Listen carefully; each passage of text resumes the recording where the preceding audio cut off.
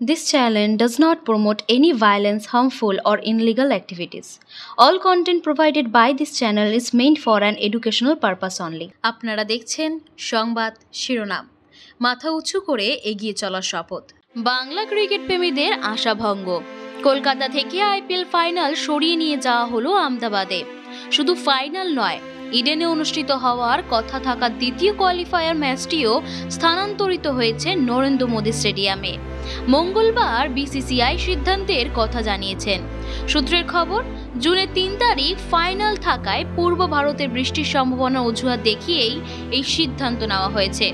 যদিও cricket association of Bengal কর্তারা বৃষ্টির সম্ভাবনা নেই বলে আবহাওয়া দপ্তরে চিঠিও বিসিসিআইকে পাঠিয়েছিলেন এবং ফাইনাল না সরানোর আবেদনও করেছিলেন তিনি, কিন্তু কোনো কিছুই ধোপে টিকল না।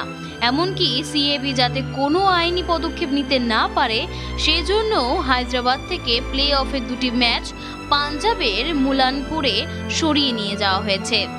এছাড়াও বেঙ্গালুরু হায়দ্রাবাদ ম্যাচে বৃষ্টির আশঙ্কা চিন্নাস্বামী স্টেডিয়াম থেকে খেলাটি লখনৌতে স্থানান্তরিত করা হয়েছে।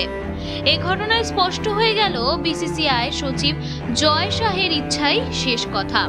গত বিশ্বকাপেও ভারত পাকিস্তান ম্যাচ ও ফাইনাল নরেন্দ্র মোদী স্টেডিয়ামেই অনুষ্ঠিত হয়েছিল, যা নিয়ে অনেকেই প্রশ্ন তুললেও কোনো পদক্ষেপ নেওয়া হয়নি।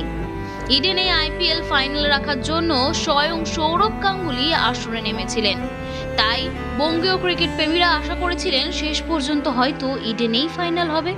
কিন্তু এই সিদ্ধান্তে আবারও প্রমাণ হলো যে প্রাক্তন সভাপতি সৌরভের ইচ্ছার কোনো গুরুত্ব নেই বোর্ডের কাছে। এই ঘটনা বাংলার ক্রিকেট প্রেমীদের মধ্যে গভীর হতাশা সৃষ্টি করেছে। মানুষের পাশে, মানুষের সাথে আমরা আছি এই বাংলাতে।